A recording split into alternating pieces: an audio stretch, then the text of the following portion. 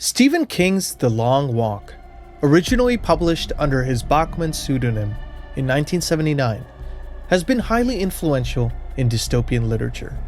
After decades of attempts to adapt it, Francis Lawrence's 2025 film finally brings it to screen. But as with any adaptation, the question is, how much does it stay true and where does it diverge? Hi everyone, I'm Nikhil with Shelf-Esteem. Let's walk through it.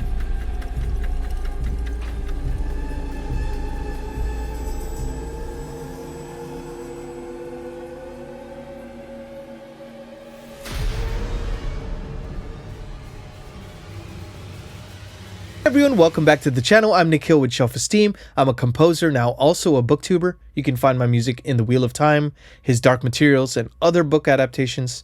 And I want to talk a little bit about Stephen King's The Long Walk. As you can tell from the shelf back here, it's all exclusively Stephen King, so he's my favorite author of all time, and I've been slowly making my way through his works.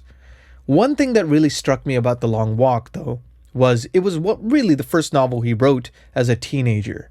And yet the character depth is just incredible. I mean, really the story is very simple. A bunch of people are walking for their life. Essentially, in this dystopian America, dystopian future, kids can sign up as their patriotic duty to go on a long walk and keep walking. And the last person left gets basically some sort of a prize. The only problem is you have to be walking a certain pace. If you go lower than that, you get a warning. You stay lower than that, you get a second warning.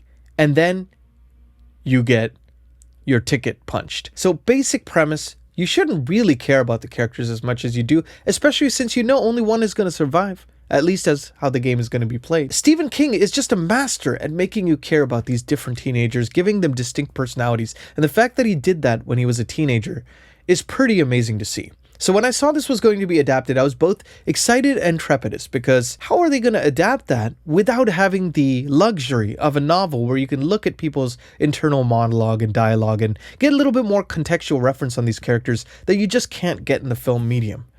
But then the reviews came out and people were saying, oh my God, this is amazing. It's one of the best Stephen King adaptations. So I said, okay, I got to see it for myself and see how I felt about it.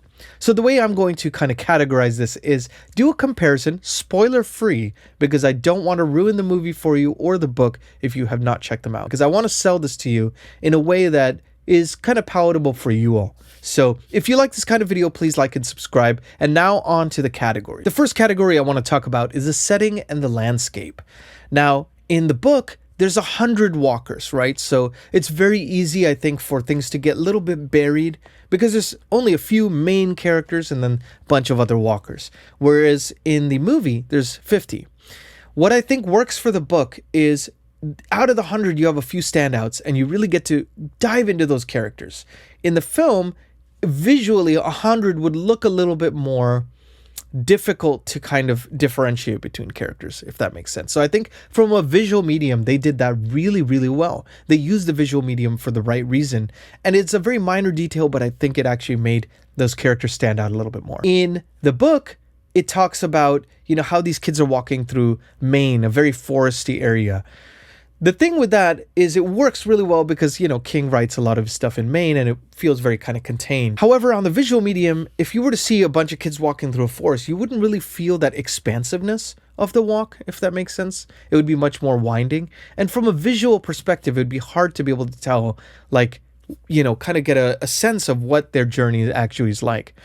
In the movie, there's a lot of flat plains, a lot of expansive, desolate landscapes with the odd person here and there watching them as they make their walk, walking for their life.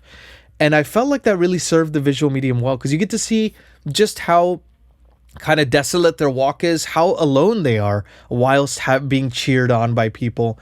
It's still their journey to make alone. And you feel that sense of loneliness and isolation in this journey. So I thought that was something that the film did really well. Now, would I say it was better than the book? No, I think the book did what it did really well. I think the film did what it did really well. And that's a sign of a good adaptation. The second category I want to talk a little bit about is Ray Garrity, the main, seemingly main character's personal motivations, which are slightly altered and I think actually did justice in the film. at least as much as it did in the book. In the book, it talks about his girlfriend and kind of some of his other motivations for, why he's doing this walk in the first place. Because I think motivation ends up being a big part of these characters' evolutions throughout both the book and the film. In the film, it talks more about his relationship with his family, and that ends up being a motivating factor for him. His relationship with his dad, separate to his mother. And I thought that was actually really brilliantly done on screen, because you feel it in a different way.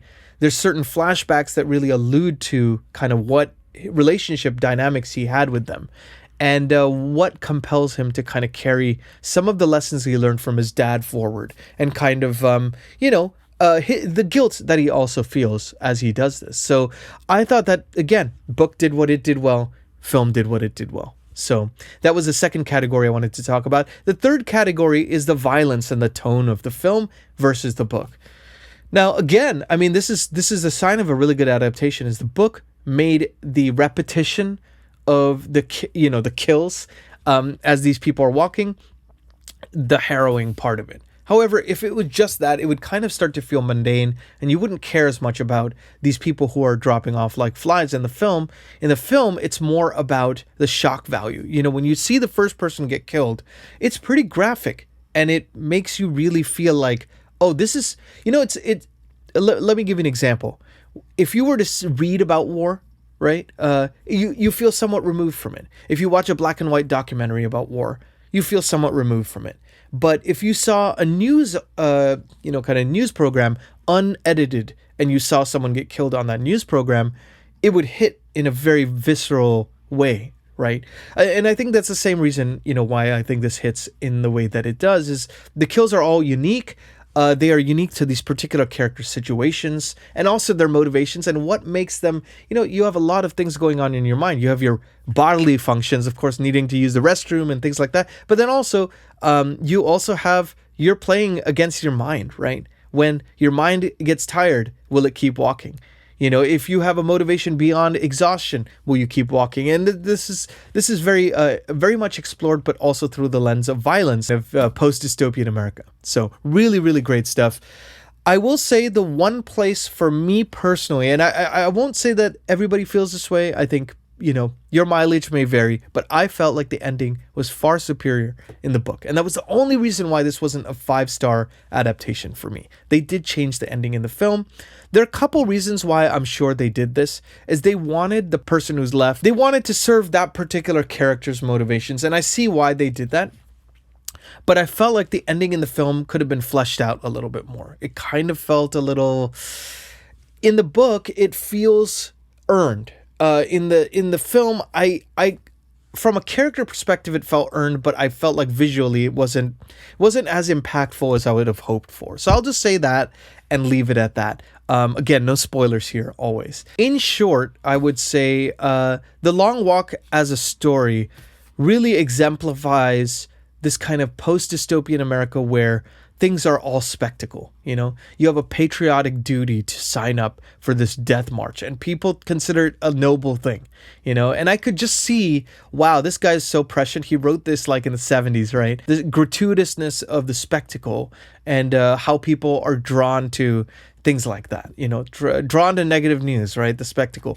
I would say also the Major, which is a, key antagonist in the story, kind of could be faceless, like a faceless villain in a way, but he more represents that establishment that has primed people to believe that this kind of Hunger Games type scenario, Hunger Games being influenced by The Long Walk, of course, but this Hunger Games type scenario was actually a good thing for society, right? Conditioning, social conditioning. I don't know, have you all read the book? Have you watched the movie? Did you have similar thoughts? Did it differ? If you're going to mention those thoughts, please keep it spoiler free, or say like spoilers, put a bunch of dots and then put it underneath so that people are not spoiled, because I think it's very important that people are not spoiled on this channel, and I try to do my part as well. But I would love to know, and if you haven't read it, what are you waiting for, guys? This is a phenomenal book, and it is one of the biggest surprises, I think. Stephen King's first published novel was Carrie in 1974, but this was the first, novel he wrote as a teenager, and it really doesn't show, because It is so polished. It is such a character exploration, and it's also an exploration of society as a whole. So if you want to read a great story, read it, watch the adaptation. Let me know in the comments how they compare to you. But to me, I thought this was a 4.5-star adaptation, and it was one of the better adaptations of Stephen King. Maybe I should do a video on that. What do you think?